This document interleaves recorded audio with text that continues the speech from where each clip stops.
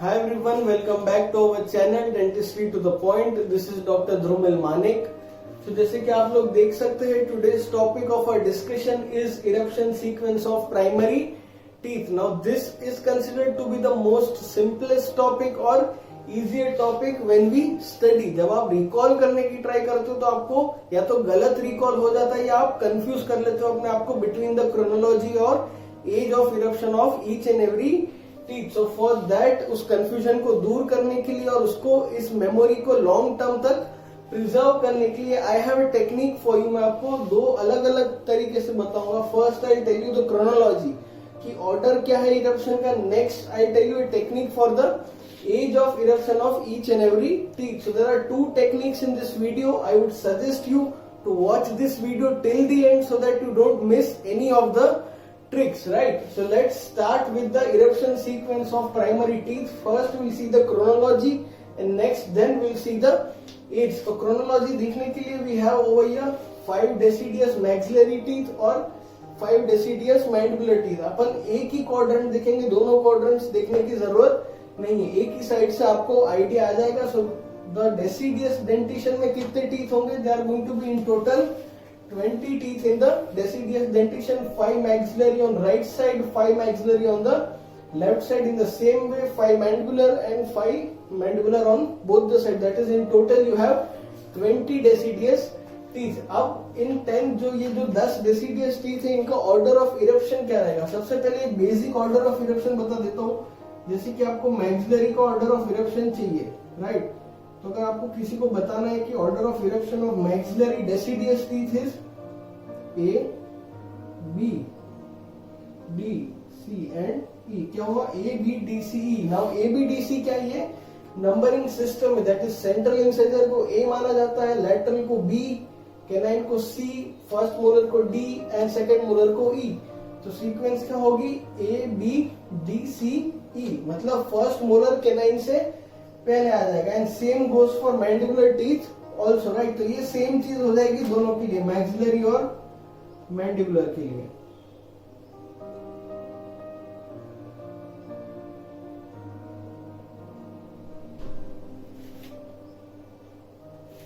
अब इसको याद करने के लिए कि आप दोनों क्वाड्रेंट को अगर आपको एक साथ याद रखना है कि कौन से टूथ के पास कौन सा टूथ इरप्ट होता है, मतलब ऑल द 10 टीथ के बारे में आपको अगर क्रोनोलॉजी चाहिए तो कैसे स्टार्ट करेंगे?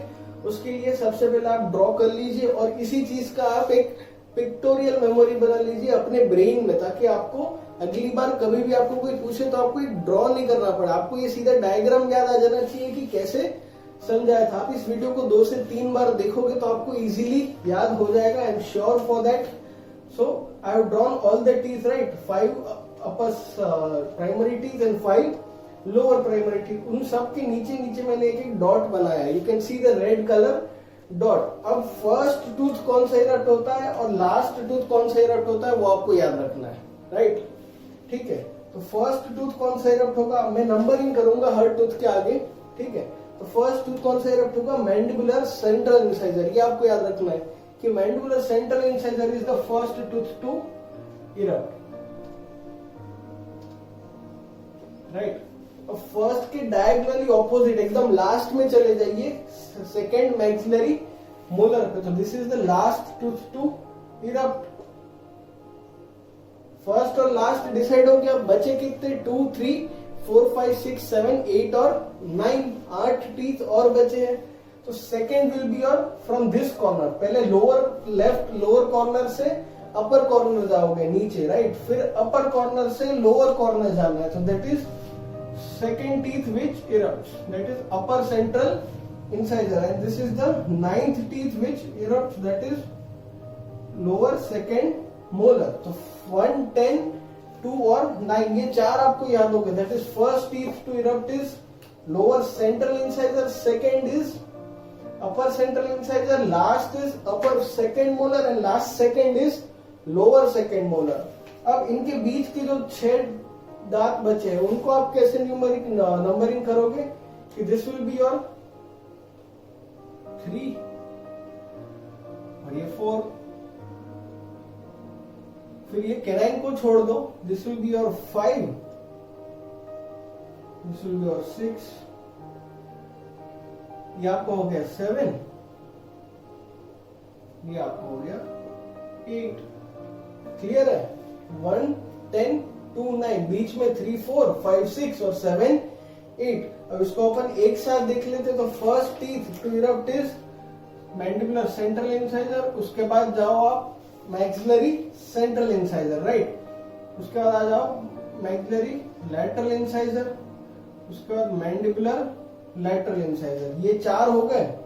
उसके बाद 5th पे जाना है आपको सीधा, that is maxillary first molar. तो ये हो गया आपका मैक्सिलरी फर्स्ट मोलर, फिर मैंडिबुलर फर्स्ट मोलर, फिर मैक्सिलरी कैनाइन, मैंडिबुलर कैनाइन, फिर मैंडिबुलर सेकेंड मोलर और लास्ट में मैक्सिलरी सेकेंड मोलर।